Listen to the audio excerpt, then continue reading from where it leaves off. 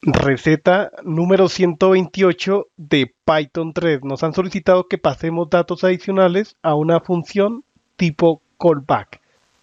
Empecemos con la definición de una función que se encarga de aplicar el asincronismo. Entonces a esta función la podemos llamar aplicar asincronismo. Esta función va a ejecutar en primer lugar a una función que sería la principal.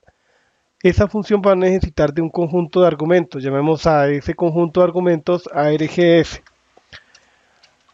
Vamos a tener un argumento nombrado que obligatoriamente es nombrado. Entonces utilizamos asterisco, coma, callback. Ese es nuestro callback. Esta función va a ser llamada y vamos a ser capaces de pasarle datos. Entonces, dos puntos, agreguémosle documentación. Aquí podemos decir aplica asincronismo a una función y luego invoca a un callback, a una función callback. Aquí podemos decir función principal, aquí conjunto de argumentos para la función principal, argumentos para la función principal. Listo.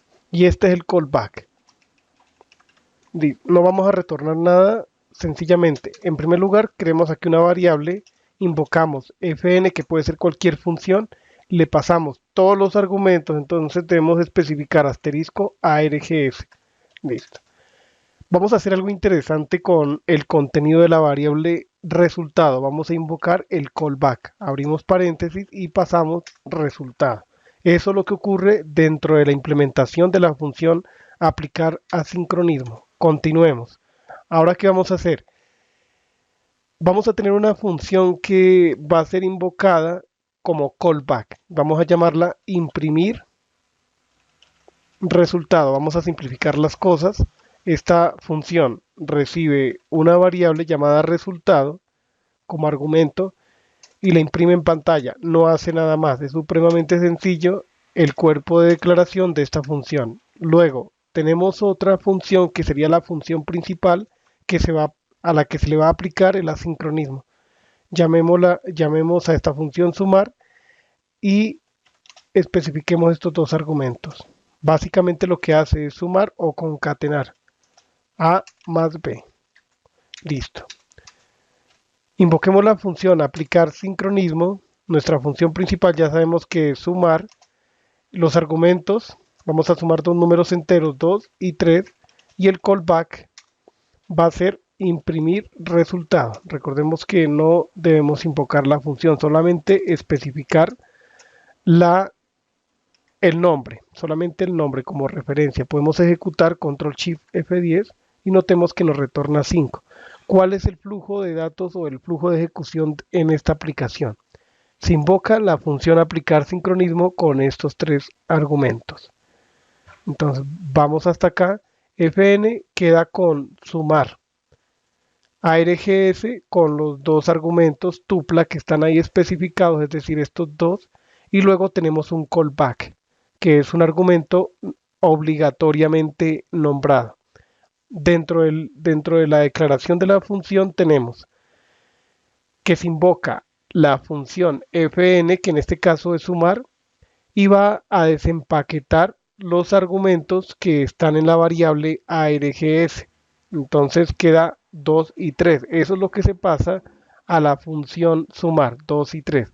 Se realiza la suma, eso da 5, y luego se invoca el callback con 5. Ese es el dato adicional que se le está pasando al callback. Muy práctico. Entonces el callback, como es imprimir resultado, se imprime en pantalla el valor del cálculo que realiza la función fn, que en este caso es sumar.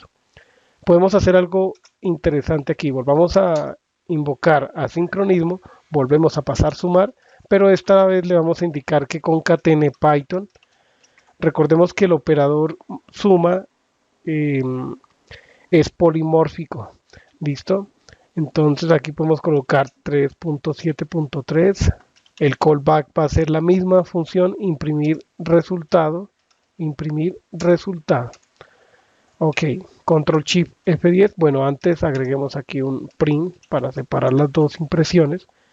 Control Shift F10. Y nos indica esta cadena como resultado Python espacio 3.7.3. Y el flujo de ejecución es análogo al que utilizamos para esta invocación de aplicar sincronismo.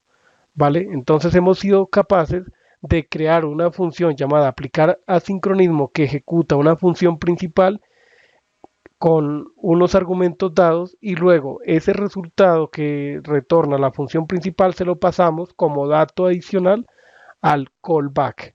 Muy bien, llegamos hasta aquí con esta receta. Hasta la próxima.